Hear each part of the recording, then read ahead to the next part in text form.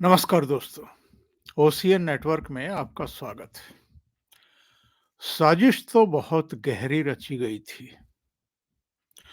विपक्ष जानता था 17वीं लोकसभा का ये अंतिम सत्र है, कामकाजी अंतिम सत्र है। इसके अलावा वो ये भी जानते थे कि एक ऐसी व्यूह रचना कर दीजिए ताकि मोदी सरकार, सभापति जगदीप धनखड़ और स्पीकर ओम बिरला और जो संसदीय कार्रवाई का संचालन करते हैं, जिनके कंधों पर पार्लियामेंट को पार्लियामेंट की कार्रवाई को चलाने की जिम्मेदारी है, वो विवश हो जाएं। बहुत बड़ी संख्या में विपक्ष के सांसदों को निलंबित करने के लिए, सदन से बाहर करने के लिए। इसके लिए जो मेरा आइडिया है, जो मेरी सोच है,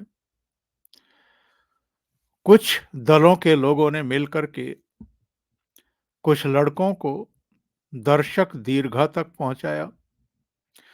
साजिशन, चूंकि ये पूरी साजिश जो है पिछले 6-8 महीने से रची जा रही थी, भारतीय जनता पार्टी के एक मेंबर ऑफ पार्लियामेंट का रिकमेंडेशन लेटर इन्होंने हासिल करवाया।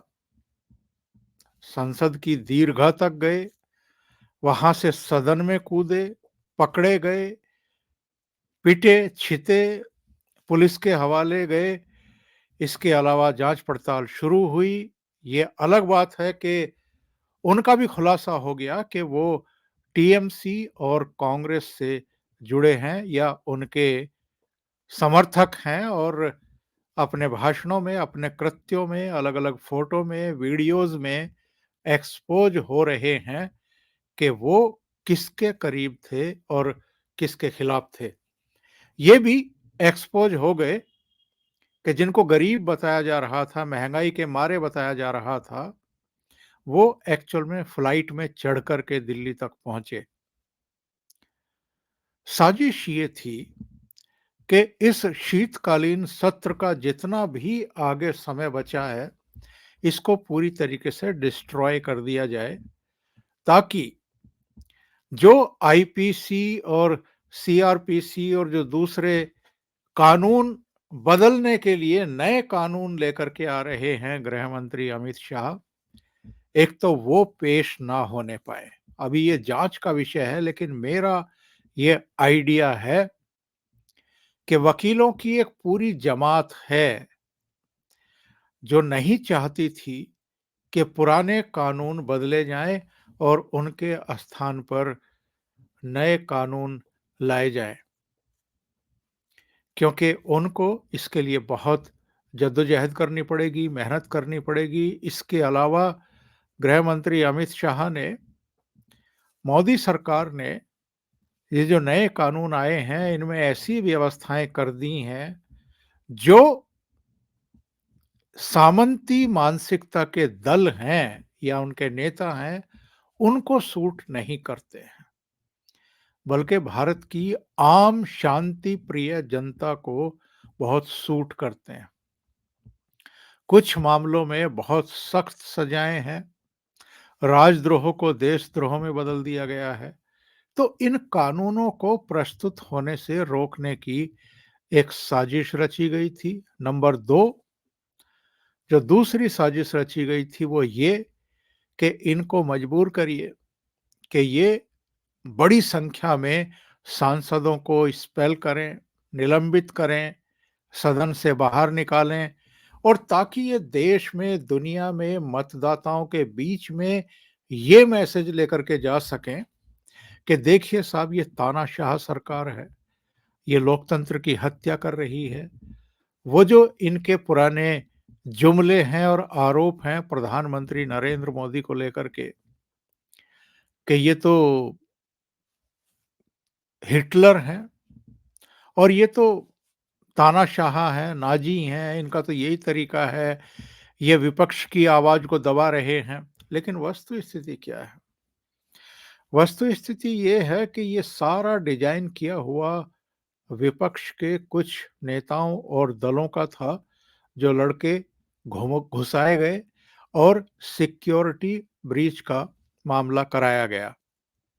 और फिर उस मुद्दे को, उस घुसपैठ को, उस सिक्योरिटी ब्रीच को ही मुद्दा बना करके इन्होंने पार्लियामेंट के दोनों सेशन को पूरी तरीके से डिस्ट्रॉय करने का, बाधित करने का बीड़ा उठा लिया, योजना बना ली, साजिश रची और प्रधानमंत्री और नरेंद्र मोदी और गृह मंत्री अमित शाह पर अटैक करने शुरू किए। ठीक उसी तरीके से जैसे कश्मीर मसले को लेकर के, मणिपुर को लेकर के, पेगासस को लेकर के, हिंडनबर्ग की रिपोर्ट को लेकर के, बीबीसी की 2 किस्तों में आई उस साजिशपूर्ण रिपोर्ट को लेकर के, गौतम अडानी प्रकरण को लेकर के, राफेल को लेकर के, सीएए को लेकर के, विमुद्रीकरण को लेकर के, जीएसटी को लेकर के इन्होंने अतीत में अनेक बार पार्लियामेंट को पूरी तरीके से डिस्ट्रॉय करने की कोशिश की, ताकि मोदी सरकार जो है वो देश हित में, राष्ट्र हित में उन विधायी कार्यों को कंप्लीट ना कराने पाए, जिससे कि जो देश की विकास की गति है वो और तेज हो सके और लोगों का जो जीवन स्तर है वो और बेहतर बनाया जा सके, जल्दी बनाया जा सके। हर बार ये साजिशें रची गई। इस बार खास तौर से ये सब डिजाइन किया गया था और इनका प्रयास ये था कि लोकसभा चुनाव चूंकि बिल्कुल नजदीक आ गए हैं, इसलिए इस तरह के हालात पैदा करिए और उसके बाद प्रधानमंत्री नरेंद्र मोदी उनकी सरकार को लोकतंत्र विरोधी करार देते हुए जनता के बीच में जाएं और उससे एक सहानुभूति अर्जित करें कि देखो कितनी बड़ी संख्या में मोदी सरकार ने सदन के सदस्यों को दोनों ही सदनों से निकाल करके बाहर फेंक दिया है। लेकिन इनसे कुछ चूक हो गई। जब आप साजिश रचते हैं तो जरूरी नहीं है कि जो पटकथा आपने लिखी है सारे जो चरित्र हैं वो उसी के अनुरूप बिहेव करते हुए दिखाई दें। कल्याण बनर्जी जो टीएमसी के मेंबर ऑफ पार्लियामेंट हैं, उन्होंने बाहर धरना प्रदर्शन करते हुए, नारेबाजी करते हुए कुछ ऐसा एक्ट कर दिया जो ना केवल राहुल गांधी भी अपने मोबाइल फोन से शूट करने लगे, वीडियो बनाने लगे, बल्कि कुछ और लोग भी वहां खड़े हुए थे, कुछ मीडिया के लोग थे, कुछ अलग अलग पॉलिटिकल पार्टियों के लोग थे। उन्होंने भी उनकी हरकतों को अपने अपने मोबाइल फोन में कैमरों में कैद करना शुरू कर दिया और वो सभापति जगदीप धनखड़ की मिमिक्री कर रहे थे, उनकी बॉडी शेम की कोशिश कर रहे थे और वो सारी चीजें चूंकि राहुल गांधी भी वीडियो से अपने मोबाइल से वीडियो शूट कर रहे थे, इसलिए जो मेन स्ट्रीम का मीडिया है और जो सोशल मीडिया है उस पर पूरी तरीके से वायरल हो गया और उसका नतीजा ये हुआ कि जो विपक्ष मोदी सरकार को घेरने चला था वो खुद इस कृत्य की वजह से पूरी तरीके से घिर गया और खास तौर से राहुल गांधी घिर गए और उन पर सवाल उठने लगे कि क्या ये देश का नेतृत्व करने के लायक भी हैं या नहीं। किस तरह की छिचोरी हरकतों में ये पड़े हुए हैं और जैसे गली मोहल्ले, चौराहे पर, सड़कों पर नासमझ लड़के दूसरों का उपहास उड़ाते हैं और मजाक करते हैं और मजा लेते हैं, क्या राहुल गांधी और उनकी जो टोली है वो उसी स्तर की हरकत नहीं कर रही हैं। इन्हीं के एक सहयोगी रहे हैं प्रमोद कृष्णन। उन्होंने तो कह भी दिया कि संसद को सड़क छाप बनाने वालों को देश माफ नहीं करेगा। उपराष्ट्रपति का मखौल उड़ाना बेहद दुर्भाग्यपूर्ण और लोकतंत्र का मजाक है। और भारतीय जनता पार्टी जिनको ये घेरने चले थे, उसकी जो लीडरशिप है, यानी प्रधानमंत्री नरेंद्र मोदी और अमित शाह, उन्होंने इनकी साजिश को भांपते हुए एक ऐसी रणनीति बनाई कि अब कांग्रेस भी बैकफुट पर है, टीएमसी भी बैकफुट पर है, जो दूसरे राजनीतिक दल हैं यानी विरोधी दल हैं, वो भी चुप्पी साधने के लिए मजबूर हो गए हैं। और जिस तरीके से इन्होंने सभापति और उपराष्ट्रपति जगदीप धनखड़ को अपमानित करने की कोशिश की है अपने कृत्यों से, उसको लेकर के अब भारतीय जनता पार्टी बेहद आक्रामक है। ये घटना मंगलवार को हुई, बुधवार को ये सब सदन में 1 घंटा खड़े रहे, यानी सत्ता पक्ष के सांसद और मंत्री ये जगदीप धनखड़ के सम्मान में खड़े रहे और विपक्षी दलों के नेताओं को एक्सपोज करने के लिए, बैकफुट पर धकेलने के लिए खड़े रहे। एक दिन पहले तक ये लोग इस बात का राग अलाप रहे थे कि हमारे 143 सांसदों को दोनों सदनों से निकाल करके बाहर फेंक दिया गया, क्योंकि वो सिक्योरिटी ब्रीच पर प्रधानमंत्री और गृह मंत्री अमित शाह के वक्तव्य सदन के भीतर चाहते थे, जिन्होंने बाहर वक्तव्य दिए हैं। और ये सरकार को, स्पीकर को, सभापति को कटघरे में खड़ा करने की कोशिश कर रहे थे कि वो मोदी सरकार के इशारे पर ये सब कर रहे हैं। यानी ये लोगों की सहानुभूति अर्जित करना चाहते थे और मोदी सरकार को कटघरे में खड़ा करना चाहते थे, ताकि एक चुनाव में माहौल बनाया जा सके।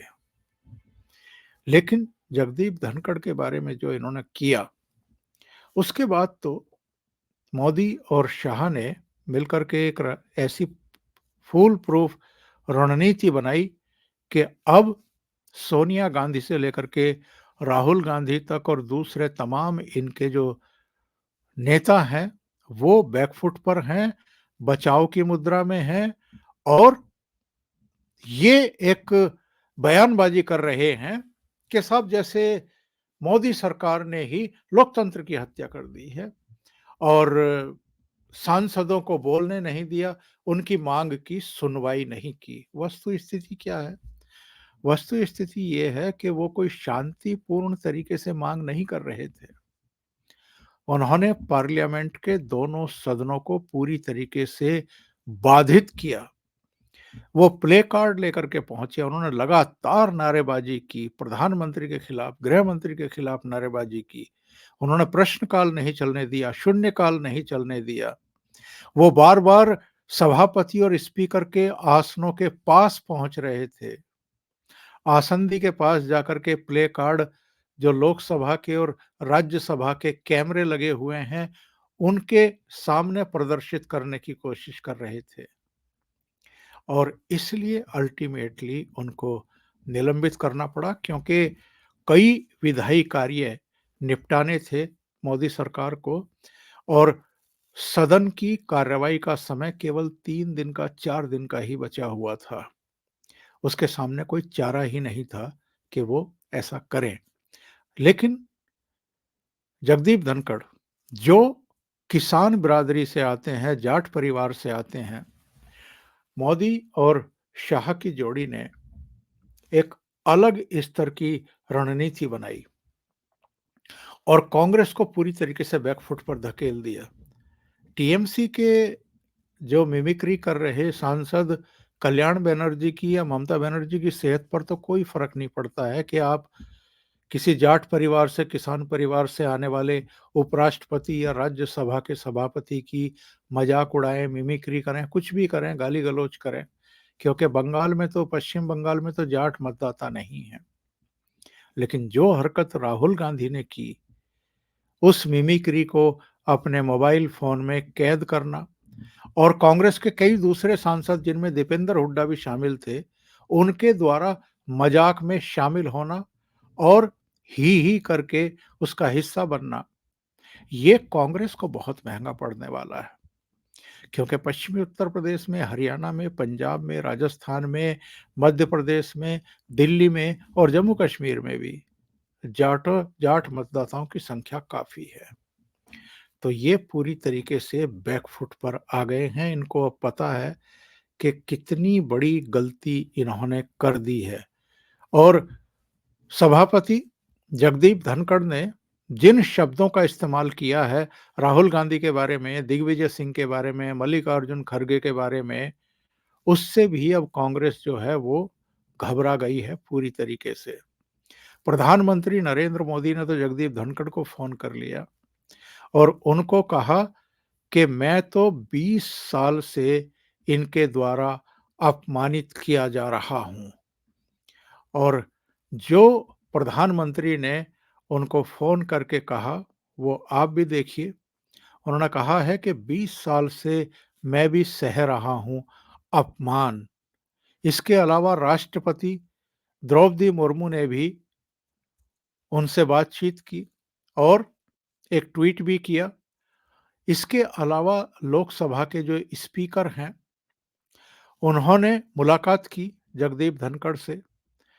और जरा ये चित्र देखिए, ये कल्याण बनर्जी की वो सारी भाव भंगिमाएं हैं जो ये तथाकथित रूप से जगदीप धनखड़ की नकल उतारने की कोशिश कर रहे थे। और ये राहुल गांधी लास्ट वाले फोटो में आप देखें तो उनके ठीक सामने खड़े हुए थे और मजे ले रहे थे।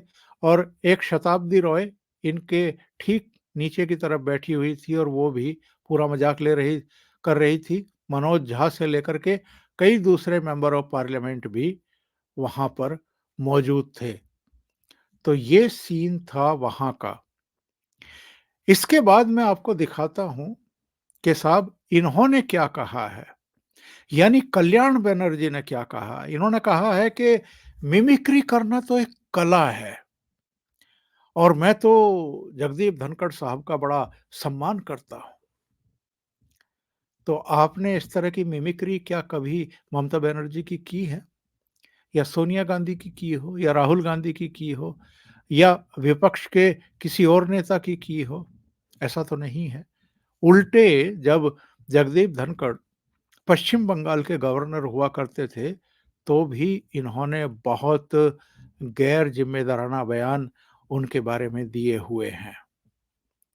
और जगदीप धनखड़ ने क्या कहा है बुधवार को, जरा मैं आपको वो भी सुनवा देता हूं स्क्रीन शेयर करके, ताकि आपको अंदाजा हो सके कि क्या माहौल इस समय सदन के भीतर और सदन के बाहर बन चुका है कांग्रेस को लेकर के और कांग्रेस के रवैये को लेकर के।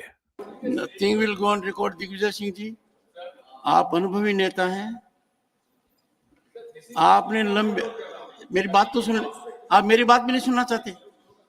नहीं, मेरी बात, मेरी पीड़ा नहीं सुनना चाहते?